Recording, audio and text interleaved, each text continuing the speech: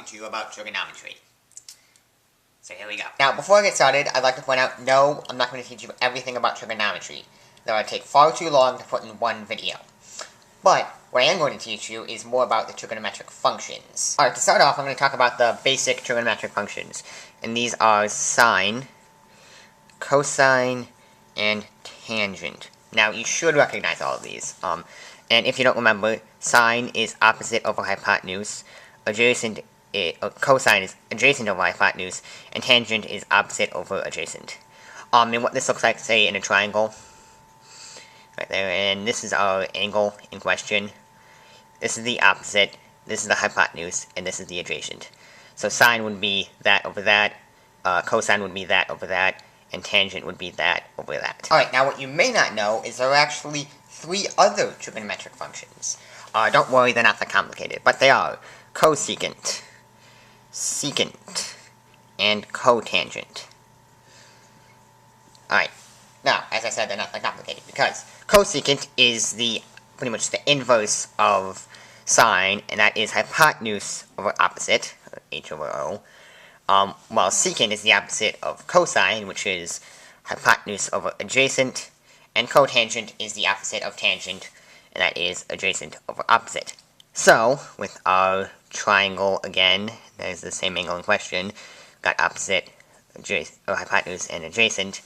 Cosecant would be that over that, secant would be that over that, and cotangent would be that over that. Now what I've taught you so far is basically the ratio for trigonometric functions. If you want to actually use them, you need to either know the angle measures or the side measures. Now for my examples, I'm going to use sine, and my first example is going to be, say we know the angle measure, which is going to be 30 degrees. And then we need to figure out what that ratio is. What you do is, on your calculator, you figure out where trigonometric functions are located, and you go to there and you find whatever trig function you're using, and then you enter that, and then you type in either degree measure or radian measure. Be sure to check your calculator settings for what setting it is on, because it will affect the answer. For sine 30 degrees, that happens to be 1/2. Now, say we want to figure out the angle measure, and we write this like sine of that equals, we'll do 1/2 as well. And we obviously know that's 30 degrees because I wrote it up there. But say we don't, what you do is you look for that, or you look for whatever trig function you are again. But this time, instead of the normal trig function, you look for the trig function with a little -1 by it. So it would look like this, because that's an equation we can solve. And in this case, it would be 30 degrees. Now, say you want to use cosecant, secant, or cotangent. What you do is you take 1 divided by, and then you look for the corresponding normal trig function. For example, cosecant, it would be sine, secant, it would be cosine, and cotangent, it would be tangent. Yeah. So for my case, I'm again using sine. So what I write is that sine and 30 degrees, and that would be the same as cosecant of 30 degrees. Because, remember, cosecant, secant, and cotangent are the inverses of sine, cosine, and tangent. Now, you'll notice I've drawn a circle.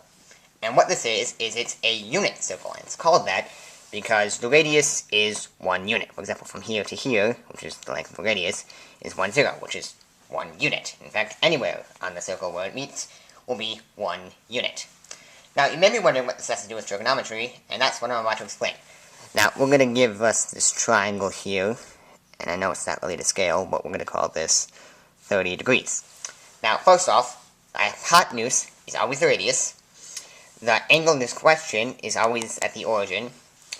And the adjacent is always the x-axis, and then the opposite connects, of course, the hypotenuse to the adjacent, wherever. Oh yeah, and this angle is always 90 degrees, because trigonometric functions work in 90 degrees. I don't really think they work outside of them. But I've been wrong before. Correct me in the comments if I'm right about that. Now, what you'll notice is this is halfway up. So we got 1/2. And this length is, although you probably can't tell, it's root 3 over 2 along the x-axis. Now, this gives us this coordinate point of what 3 over 2, comma 1/2, which is where the hypotenuse intersects that point on the circle.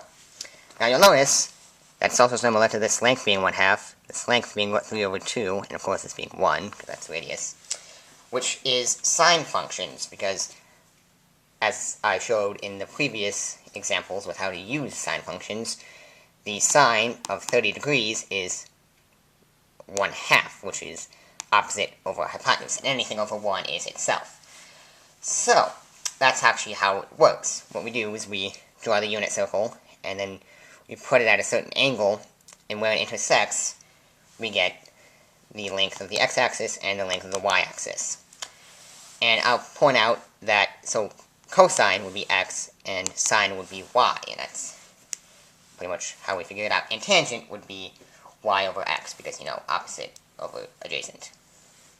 And then, of course, the inverses for cosecant, secant, and cotangent. There. Now, hopefully you're not too confused.